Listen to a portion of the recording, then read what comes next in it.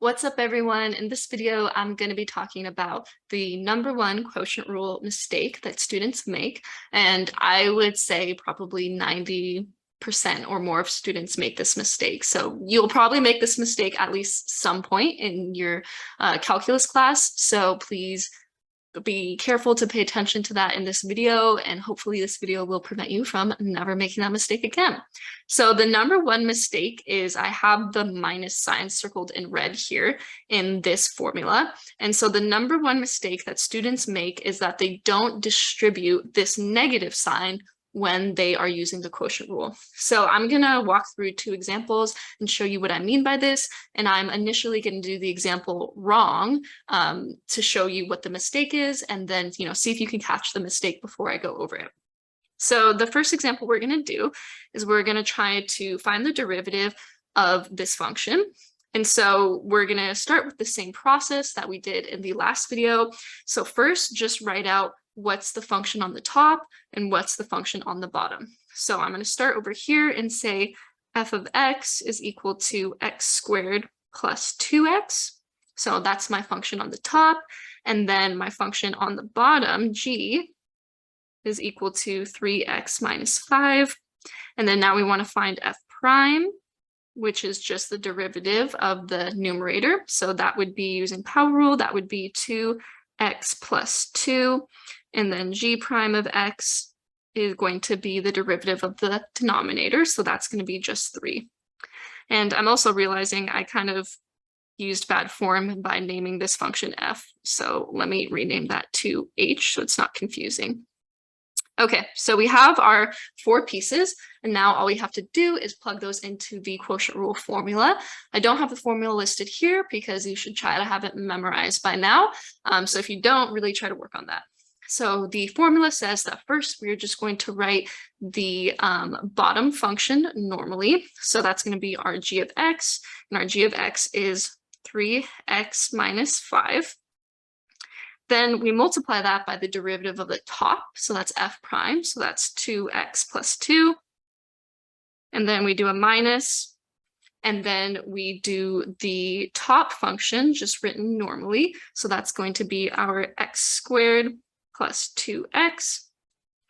And then we are going to multiply that by the derivative of the bottom, which is just 3. And then all of that gets divided by the bottom squared. So we have 3x minus 5, and that all gets squared. Okay, so now next what some students will do is they'll look at this and they're like, okay, you know what, I'm going to simplify this. So I'm going to leave this 3x minus 5, 2x plus 2. I'm going to leave that the way it is, but now I'm going to try to simplify this second piece of the numerator. So I know that when you multiply 3 by x squared, you're going to get 3x squared, so that'll be a minus 3x squared.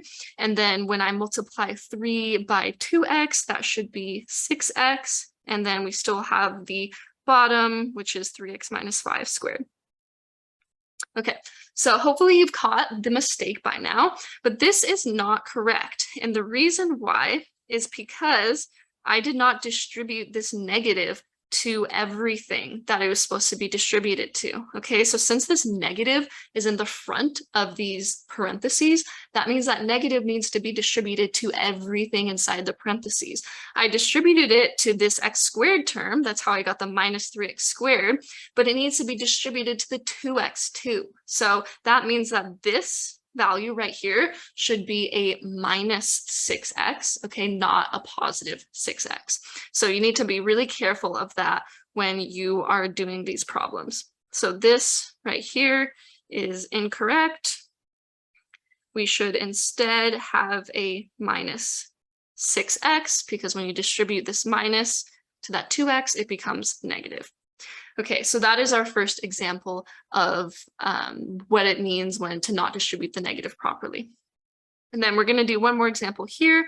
So we want to find the derivative of this function. And again, I should have been more careful and not named this function f. Let me name it h. Okay, now that will work. So the first thing we're going to do to use quotient rule is find those 4 pieces. So first we have f of x, which is just the top. So that's x cubed plus 4x. Then we want to figure out g of x, that's just the bottom. So that's going to be 5x squared plus 3x. Now we want to find f prime, g prime. So f prime is going to be using power rule. That's going to be a 3x squared plus 4. And then for g prime, again, use power rule. That's going to be a 10x plus 3. Okay, so now we just need to plug all of these pieces into the quotient rule formula. So we're going to have the bottom function. We're just going to rewrite the bottom function, which is 5x squared plus 3x. Multiply that by the derivative of the top. So that's f prime, which is 3x squared plus 4 minus. And so now we are going to do the derivative of the top, which is, or sorry, no, we're going to do the derivative of the bottom, my mistake, which is 10x plus 3 multiplied by the top normally. So we get this, and then all of that gets divided by the bottom squared. So that'll be 5x squared plus 3x, and all of that gets squared. Okay, so now the mistake that some students will make is they'll look at this and they'll be like, okay, you know what? I want to simplify this piece right here.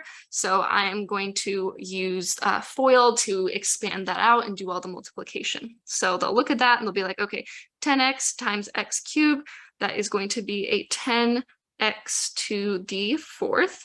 And then we have 10x times 4x, so that's going to be plus 40x squared. And then we have 3 times x cubed, so that's plus 3x cubed, and then 3 times the 4x, so that is plus 12x.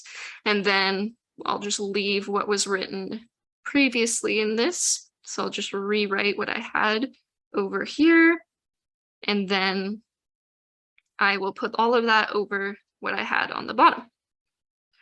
Okay, so then they'll look at this and they'll think that this is correct. But again, this is wrong. Hopefully you know the mistake by now. And so again, I did not distribute this negative that was originally in the formula. Whoops, I did not distribute that to everything that was in parentheses. Okay, so what I have written here, I only applied the negative to this first term, this 10x to the fourth, but the negative needs to be applied to everything in the parentheses. So that means that all of these pluses should be negatives if we distribute that negative. Okay, so please don't make this mistake, because then if you continue simplifying, I mean, your answer is already wrong. So then once you're done simplifying, it's still going to be wrong. So please be aware of that. And the kind of key thing I want to get across is if you avoid simplifying and you always use parentheses, you probably won't make this mistake. So you'll see that I made this mistake in both examples because I went to simplify. So that's, another good reason to not simplify. So if you don't know how to simplify, don't do it. And also using parentheses around everything will kind of help remind you at least that that negative needs to be distributed. So I hope that was helpful. Please be aware of this, review this video before the AP test just to really make sure you don't make this mistake, and like and subscribe. Thanks.